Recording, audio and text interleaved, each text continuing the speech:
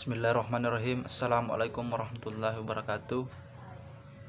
Pertama-tama, marilah kita memanjatkan puji dan syukur kepada Tuhan kita, Allah Subhanahu wa Ta'ala, yang dimana kita masih diberikan kesehatan serta kenikmatan sehingga kita masih dapat melakukan aktivitas seperti bagaimana biasanya. Salam serta salawat tak lupa pula kita kirimkan kepada junjungan kita Nabi besar Muhammad SAW yang telah menanamkan akidah dalam diri manusia serta menyebarkan syariat-syariat Islam. Baik, adapun judul yang akan saya presentasikan pada kesempatan kali ini adalah mengenai masalah pengembangan kapasitas tempat sampah yang ada di Desa Boteng.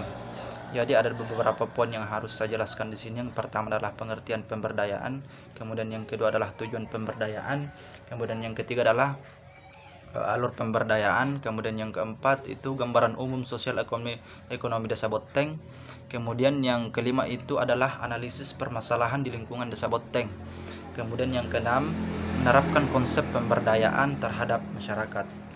Baik, langsung saja. Poin pertama itu pengertian pemberdayaan, di mana pemberdayaan merupakan proses pemetahan atau breakdown dari hubungan atau relasi antara subjek dengan objek.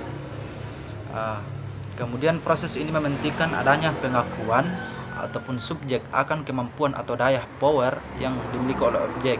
Secara garis besar, proses ini melihat kepentingan mengalir daya atau flow of power dari subjek ke objek dengan memberi kesempatan untuk meningkatkan kehidupan dengan memakai sumber yang ada. Kemudian yang kedua adalah tujuan pemberdayaan, bahwa pemberdayaan ditujukan untuk meningkatkan kekuasaan power atau dari kelompok masyarakat yang kurang beruntung.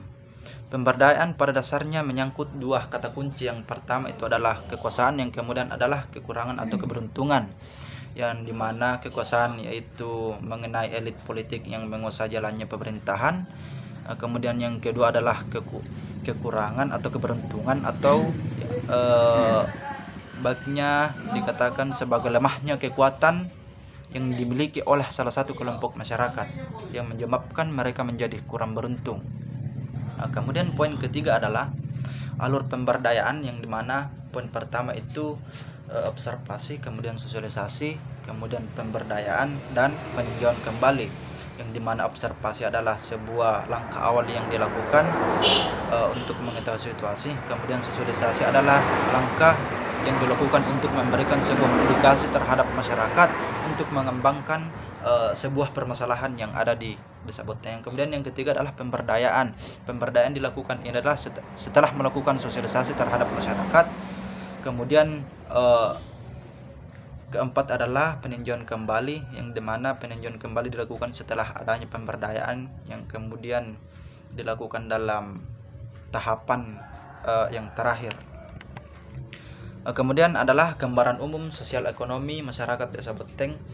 Ya, jadi berdasarkan hasil wawancara dari Ketua RT Dusun Taludu, salah satu warga yang bernama Bapak Naharudin, perekonomian masyarakat Desa Boteng didominasi oleh sektor pertanian, yang dimana sebagian besar masyarakat Desa Boteng adalah petani jagung. Kemudian poin yang kelima adalah analisis permasalahan di lingkungan Desa Boteng. Jadi setelah melakukan observasi, kemudian kita di sini sebuah analisis yang dilakukan, saya melihat bahwa permasalahan yang mesti terselesaikan di wilayah ini adalah masalah sampah, yang dimana masalah sampah sangat banyak tercemari karena tempat sampah yang sudah disediakan oleh pemerintah ini sangat tidak cukup atau over kapasitas. Kemudian setelah observasi ini muncullah sebuah solusi, yang dimana di sini saya mengangkat judul bahwa mengenai pengembangan kapasitas tempat sampah yang ada di Desa Boteng. Kemudian adalah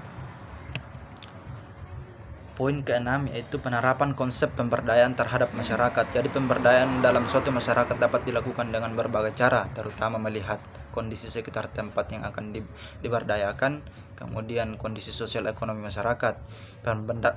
Pemberdayaan yang dilakukan yaitu pemberdayaan yang berbasis potensi lokal melalui pengembangan kapasitas tempat sampah yang ada. Maksudnya melakukan pemberdayaan ini adalah dengan memanfaatkan potensi yang ada di desa.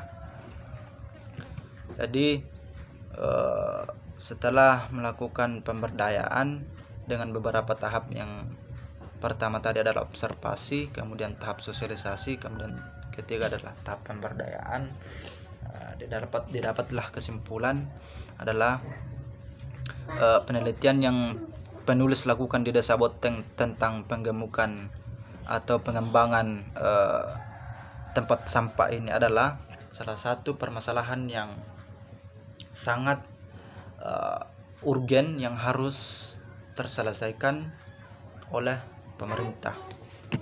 Mungkin hanya itu yang dapat saya sampaikan pada kesempatan kali ini. Jika ada kekurangan, mohon maaf. Dan saya akhiri billahi taufiq wal hidayah. Assalamualaikum warahmatullahi wabarakatuh.